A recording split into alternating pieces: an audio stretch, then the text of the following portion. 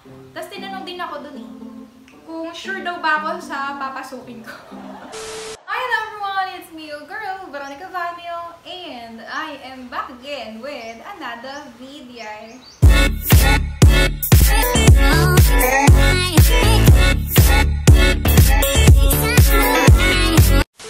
Hi hello everyone, welcome back to my YouTube channel. It's been a while and hindi na rin natin patatagalin itong video na to kasi alam ko naman ang pinuntay nyo dito. Pero bago yon, kung hindi nyo pa napapanood yung video ko about teleperformance, so ilalagay ko dito. Kung galing ka dun sa video ko ng teleperformance, tapos nakita mo tong video na to at nagtadaha kung bakit ako nag-iba ng company in-applyan. So, minention ko kasi sa video na yun guys, na after 30 days, mag-re-apply ako. Although napasa ko yung interview, na-schedule na nga rin ako ng medical kinabukasan, pero di ba nag-back out nga ako kasi nga mali yung site na napili ko.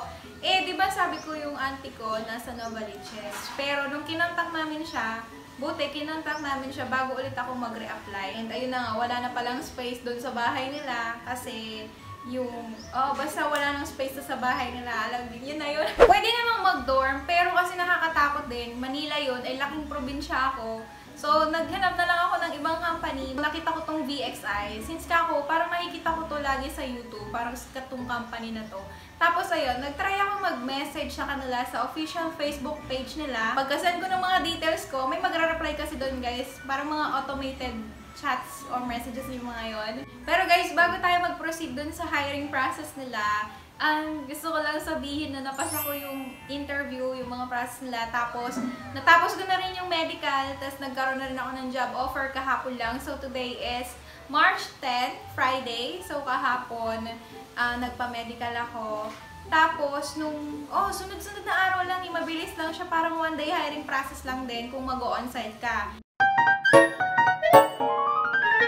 And eto na nga, yun sa process nila. Miyerkules ako nag-message sa kanila guys. Sa official Facebook page nila, may magre-reply sa'yo dun agad guys. Mga automated messages yung mga yon. So, hihingin dun yung email address mo, yung pangalan mo, tsaka yung cellphone number mo. Tapos nun, may isasend sila sa yung link. Doon din sa mismong chat na yon sa Messenger, na i-click mo yon, mag-fill out ka ng form. Pag na-fill out mo na yung mga form na yon, click mo lang yung submit dun sa baba, tas okay na yon. Sasabihin naman dun sa chat na kailangan bantayan mo yung phone mo kasi anytime tatawagan ka nila. And ayun ang nangyari, Miyerkules. Same day, nung pag-message ko sa kanila, di ko sure, pero mga hours lang din inabot guys. So, tinawagan nila agad ako for screening. And nabigla ako, hindi ako prepared, hindi ko alam na ganun kabilis tatawag. Expected ko mga kinabukasan pa or lilipas pa ng ilang araw, pero agad-agad guys, tinawagan ako. So kung sakaling mag-a-apply kayo doon, kailangan ready talaga kayo kasi mabilisan na siya. Ito yung nangyari sa akin guys, tinawagan ako for screening. And nalaman ko, ewan ko kung totoo yun kasi according dun sa isa sa mga nakasama ko dun sa recruitment hub nila, kaya daw may screening pa ako kasi hindi daw ako through employee referral. Pero hindi ko sure kung totoo yun. Napasa ko yung screening. Yung sa screening, tanong lang naman yun about sa sarili mo, bakit gusto mo mag-work sa call center, mga ganon. Yung highest educational attainment mo. Tapos may tinanong lang sa akin dun na yung sa pinaka-last na part. Hindi naman siya ganun karaming question guys. Hindi nga yata nagtagal yung call ng 10 minutes. Basta less than 10 minutes lang yata yun. Mabilis lang siya eh. Sobra. As in, sa last part may tinanong lang sa akin na parang pang Miss Universe na tanong. Yung kung para kanino ka bumabangon, gano'n. Hindi ko pa nga naintindihan noong una, kaya tinanong ko, can you please elaborate your question? Sabi kong gano'n. Tapos, in-explain naman niya. Kasi hindi ko talaga nag-guess na yung utak ko lumipad. Bago matapos yung call, sinabi na napasa ko yung screening, na tatawag sila ulit sa akin for initial interview naman. Ayun, tumawag nga sila after ilang hours. Siguro, tumawag sila sa akin nung sa screening, mga alas 3 pasado yata or alas 2. Di ko sure, pero mga nasa ganung oras, guys. Tapos, tinawagan nila ako para sa initial interview ng mga 6 pasado na yata yun, guys. Hindi ko sure, pero mga nasa ganung oras. So, ilang hours lang din yung hinintay ko. Akala ko hindi na sila tatawag. Pero kahit gabi pala, nag-i-interview sila. Yung initial interview, ang tinanong lang din sa akin doon, about lang din sa sarili ko. Ang tip lang guys, alam ko, imposibleng hindi kabahan kasi kakabahan ka talaga eh. Focus ka lang, punta ka sa kwarto na walang ingay para makapag-concentrate ka. Mapapasa mo yun panigurado. Hindi naman ganun ka-komplikado yung tanong sa initial interview. Basta about lang sa sarili mo. Tinanong ako dun eh. Hindi pala tanong, may pinagawa sa akin sa initial interview na magbenta daw ako ng cigarette sa non-smoker. And hindi siya yung kagaya ng mga electronic na, ewan ko anong tawag doon, yung parang mga vape. Yun yung in-explain sa akin eh. Yun, nasagot ko naman. Tapos may isa pang behavioral question na tinanong sa akin. Parang pinagkwento ako sa part na yun, guys, kung kailan daw na-test yung integrity ko, yung honesty ko, and nasagot ko rin naman, thankfully. Alam niyo yung mga tanong nila, hindi siya yung parang mga standard na interview questions na what are your strengths and weaknesses, why did you choose our company, mga ganon, hindi. Kaya kailangan maging prepared talaga, guys. Hindi ko nga ini-expect na magiging ganun yung tanong. Basta maging ready lang kayo. Focus, guys. Concentration. Pwede naman kayo humingi ng ilang seconds para mag-isip kayo ng sagot ninyo. Papayagan naman kayo. Bago patayin yung call, sinabihan ako na kung okay daw ba ako mag-on-site para sa final interview tsaka doon sa Versant. So, kinabukasan agad yun, guys. DXI Clark yung pinag-applyan ko, guys. Kasi malapit-lapit siya sa aunt ko. So, wala silang work from home. Sinabi na rin sa akin doon sa initial interview na yung account na hahawakan ko ay eto na, nako, nakakakilabot.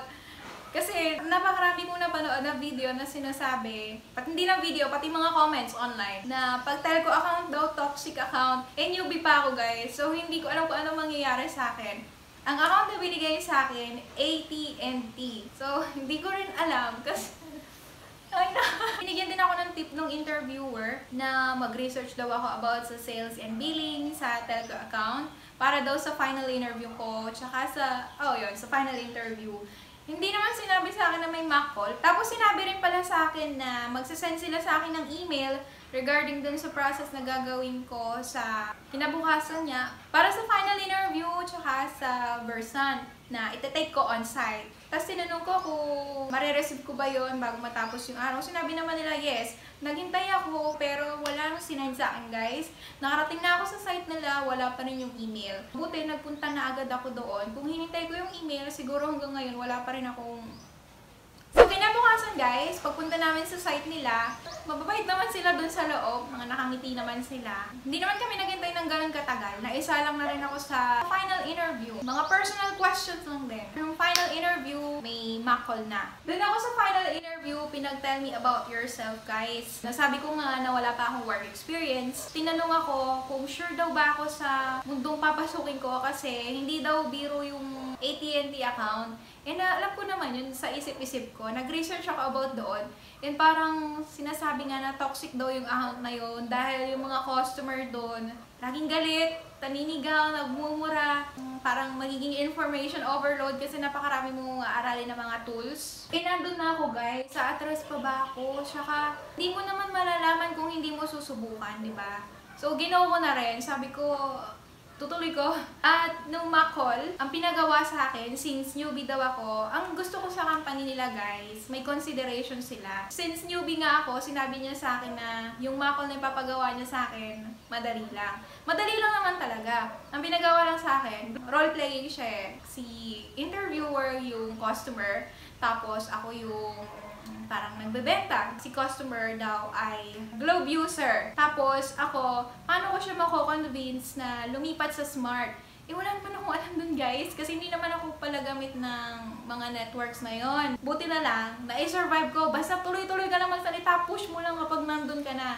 Makakaisip ka rin ng maisasagot mo. Akala ko, hindi ko maipapasa yun. Kasi parang sabi ko, okay naman yung sagot ko sa mga tanong. Doon ako sa mga call medyo nag-alangan. Kasi, talaga ako alam sa Smart, saka Globe. Ang alam ko lang, ayun, yung normal na pagtawag, saka text. Pero hindi kasi ako yung, alam niyo yung sa mga promo-promo. So, parang wala akong maisip na masasabi ko na about sa mga ino-offer na services ng mga telecommunications, chuchur, camerot na yan.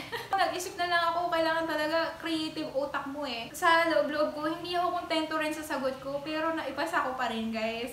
Ang magdadala na lang din talaga sa'yo minsan, self-confidence. Tapos tinanong din ako doon, nung patapos na, kung ano daw yung maipapromise ko na para ma-convince ko siya na i-hire ako. Kasi newbie ako, yung parang ano yung effort na gagawin ko para ma-convince ko siya na qualified ako para mag-work doon. So, sinabi ko, mag-research pa ako ng sarili ko, aralin ko yung dapat kong aralin regarding telco account. Pagkatapos ko nung sa part ng final interview tsaka nung mock call, Pinalabas muna ako ng kwarto, tapos sinabihan ako maghintay muna. After ilang minutes, tinawag ulit ako. Tapos ayun, sinabi sa akin na napasa ko. Nakahinga ako nun guys. Kasi alam ko, parang sa pakiramdam ko, parang tagilid ako dun sa makol.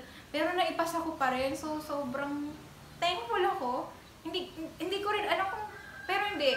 Kasi diba, as a newbie, parang nakaka-flatter, nakaka-overwhelm na matanggap ka sa isang malaking BPO company. So, habang sinasabi sa akin na nakapasa ako sa final interview, so may sinend siya sa akin sa Messenger na link para sa Google Meet. Yung Google Meet na yun guys, para yun sa orientation, para dun sa Versant. Yun yung pinaka-last process na ginawa ko. Yung sa orientation about sa Versant, bibigyan lang kayo dun ng mga tips tsaka advice kung paano nyo maipapasa yung Versant.